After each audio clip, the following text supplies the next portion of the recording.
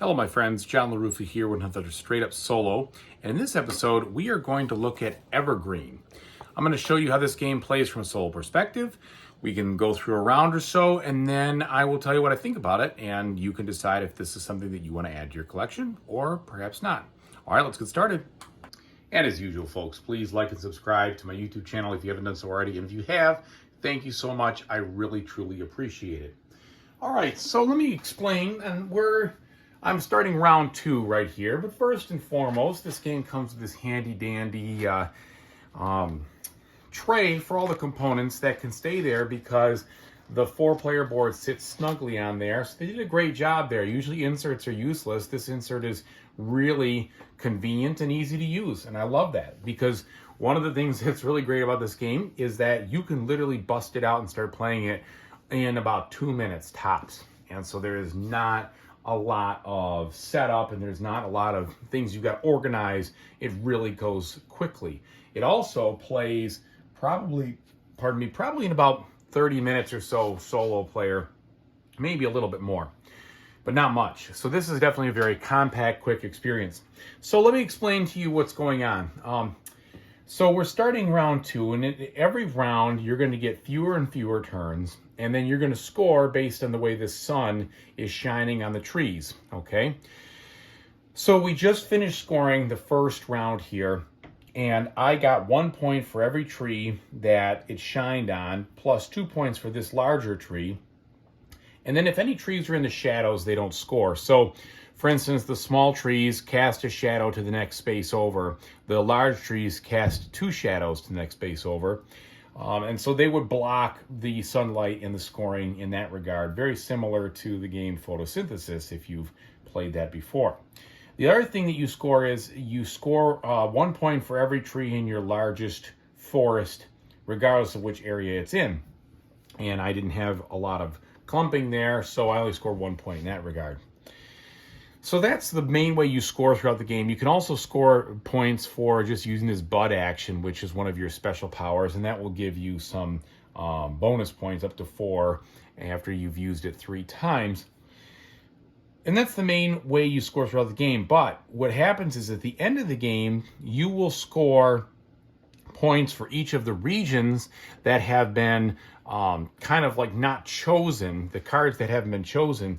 Each region, for everything that you have in those regions, will score you points depending on how the fertility works. And so that's a big part of the score right there at the end, is that kind of thing. And the way it works is that you basically score for each large tree, okay, and only large tree. It doesn't score for anything else. For each large tree you have, you're going to multiply the number of large trees in this particular region by the number of fertility symbols up there, and that will be a decent amount of scoring. Because if you had, for instance, well, right now, if the game was to end right here, I only have 1 large tree and it's over here and be worth 2 points. But if I had a bunch more over there, I could really score.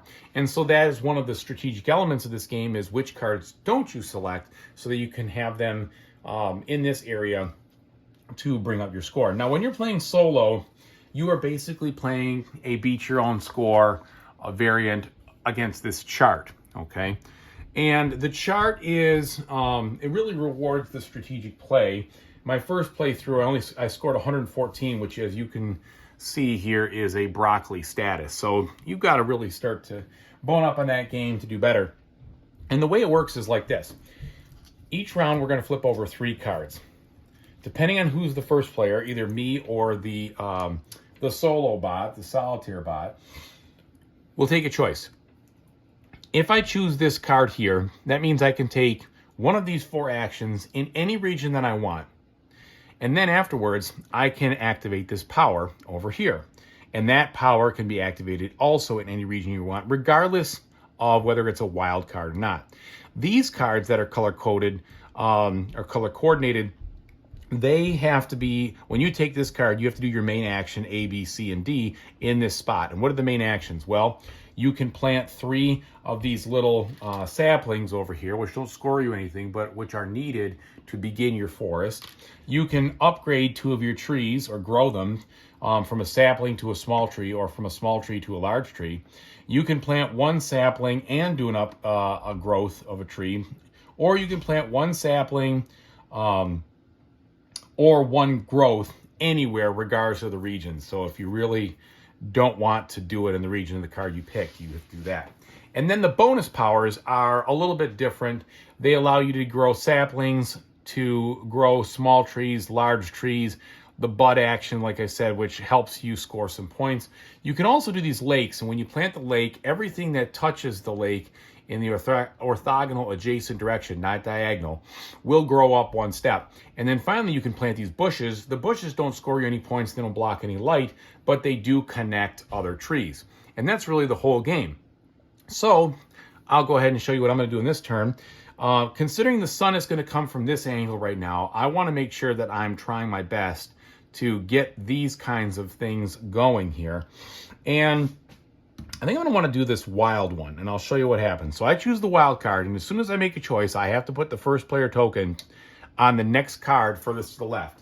And that may mean he goes next or I go next, depending on how it goes. So the wild card lets me do one of these actions anywhere. Well, I really want to start growing up these saplings here. So I'm going to do action B, which is to grow this guy 1 and this guy 1. And let's do this one over here because actually, no, let me do this. I'll show you why. All right, so I've grown those two. Now I do my power, my special power, which is the water action. So I move my marker over here 1 space. If I could do that with my left hand, which the board is just, that thing's a little big for the spot. So then I will go ahead and I'll put my water right in here. And these two then grow. But so does this. And that is the only way you can grow something in 2 steps. And I want to make sure that, let me just make sure that, because I know there's one thing about that. That seems legitimate, but I did make one mistake. It's only up to 2 spaces next to the water. So instead of growing this one, for instance, I will not, let's see. So I believe I grew those 2 and then 1 more. So I'll just knock this guy back to a sprout. And the reason I'm going to do that is because it's not going to get any sun anyway, so I'm okay there. And I hope I did that right, but I think that's the one I grew. All right.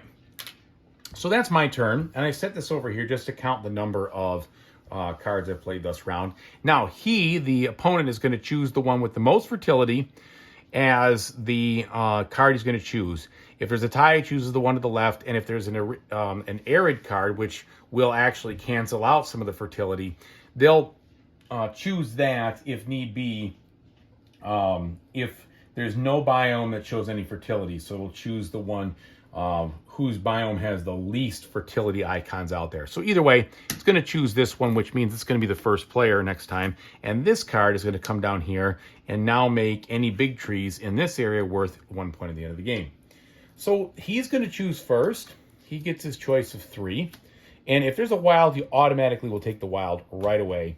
And then it comes to me. Now, if I didn't choose this one, he would go again. So if I chose this one, he would be the first player next time. But I really want these bushes because I need to start trying to connect these things if at all possible. So I am going to choose this card. And then I'm going to take that action again to do the growth action here and the growth action here, because it's 2 separate spots in the wooded area, or the grassland, or however you want to look at that. And then I'm going to play the bush. So the bush, first I advance this to my level 1 thing, and I play the bush down here. And this is going to help me start to connect these forest areas to be a large clumping of forests. So that will at least put those 2 together, which is probably what I want to do. Yeah, we'll do that because hopefully I can get a few more. All right, and then this one then goes into this area, now making those large trees worth 1 point. So now the strategy is I could have decided, well, no, you know what? Don't do that, John. Let this come out here. That way these are worth 2 points instead of 1. So that's where the element of the strategy comes in of what do I want to not choose so that I can power up other spots on my board. So maybe that would have been the better choice. I don't know. But that's the kind of decision space you have with this game. So it's not just completely, simple, take a card, do things. There's some interaction you got to think about later on. Okay, so I am now taking the first choice here. And what I'm going to do is I would like to keep cascading some more stuff over here. So why don't I choose this one? And that lets me take some actions in the wooded area, the winter area. So I'm going to do this one where I do the one stump, or whatever you want to call it, sampling. And then also I'm going to grow this guy to a level 2. Okay. Then my power is I can now grow one of these saplings to a small tree, which I will do right there. All right.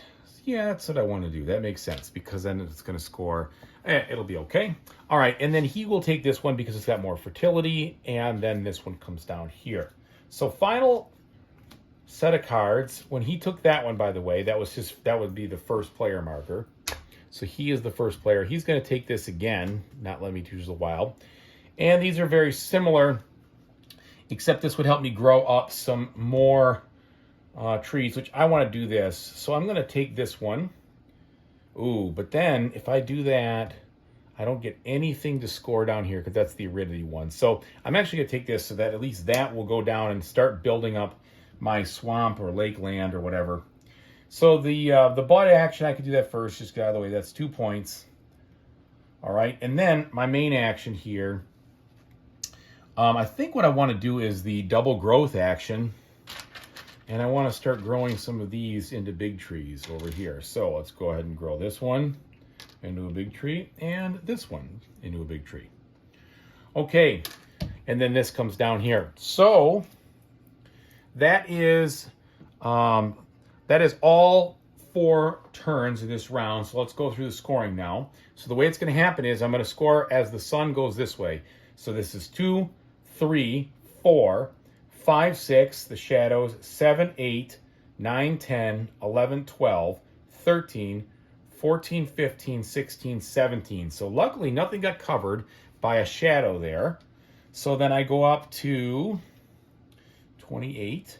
And my largest clump of trees or forest right now is still just 2. I got 2, 2, and 2. So 2 more points. Would have been nice to tie some of those in there.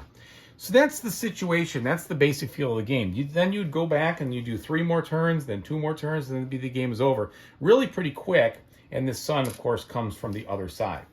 All right, so you get a feel for the kind of game this is. Let me go ahead and tell you what I think. All right, so that's Evergreen.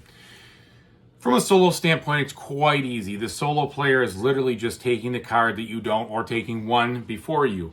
Very simple. That does provide some strategic choices here because you've got to be careful. What he's going to basically try to do is deny you as many of those endgame points as he can by making the lands less and less fertile. So you've got that to kind of consider with what you're going to do and how you want to do that. And that's a big part. That fertility is a big part of the score. But it's a pretty simple game. It's a nice, quick puzzle game. Takes no time to set up. Really pretty easy to play. Really pretty easy to get to the table and pack up. It's not necessarily a brain burner, but there's some interesting choices. I do like this mechanic of, that spatial puzzle going in different directions in the growth. I mean, I've had photosynthesis for a while, as you can see up here, and I enjoy it. The only problem with photosynthesis is you really can't play it, solo. So this gives you the opportunity to do that. And I'd say this is probably... it's kind of a streamlined version of that, but it's not necessarily more or less strategic. It's just a little bit different. If you have one and you like that sort of thing, you want to play it solo, this is a great option. If you don't have any of them and you like this idea of a small puzzle like this that plays quickly and is enjoyable solo, also a good option. If you're looking for something that is much more brain burny and complex, this is not going to provide it, right? There's a nice little puzzle to think about, especially how do you maximize your points at the end, but there's nothing here that's going to have you just in fits trying to figure out what to do and how to do it. I like the choices, I like the actions, I like the different rearrangement of trees as you try to grow your forest strategically so that it continues to score and not shadow itself, and that each round gets better and better from a scoring standpoint. So I enjoy it. It's not anything particularly amazing from a standpoint of innovation here, but I still think it's worth checking out if you like these kind of small puzzle games. All right, so thank you so much. I really appreciate it. Whatever you decide to play in the future, I hope you have a fantastic time doing it. Take it easy.